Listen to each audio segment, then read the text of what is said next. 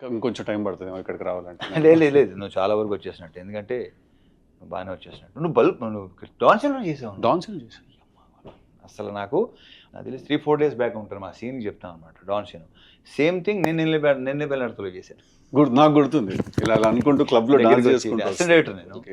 నువ్వు చేయరన్నా, నేను చేయనన్నా, చేయబే next cinema అంటే నెక్స్ట్ సింధూరం కదా, మరి ఏంటి ఉంటావో తీసేయమంటావు, సరే రా అప్పుడు చేశాను. సో మీరు సో నిన్నే పెళ్ళాడితే చేసే టైం. అవును, బట్ అప్పటికి మీరు సింధూరం చేస్తారు అంటున్నారు. నాకు నేను నమ్మలేదు అప్పుడు, బట్ ఏంటంటే తర్వాత అది సరే అదో కదా వద్దులే ఇక్కడ.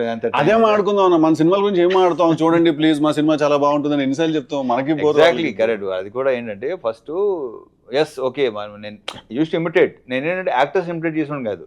అప్పుడు అతను కెమెరా అతను లేదంటే వాళ్ళని ఇమిటేట్ చేస్తుంటే అసలు Vamshi like very impressed with, అమ్మ భలే ఉందని చెప్పేసి ఇలా చేద్దాం అనుకున్నానంటే అప్పటికే మనం స్ట్రగుల్ అయ్యి ఒక్కలే అనుకున్నాం అవ్వదు ఇది.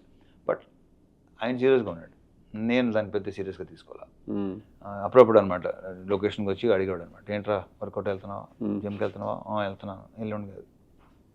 కానీ ఒక్కసారి తర్వాత ఏంటంటే అరే ఏమో కొంచెం పని ఏమంతా రెండోసారి అడిగాడంటే డెఫినెట్గా అప్పుడు స్టార్ట్ చేశాను.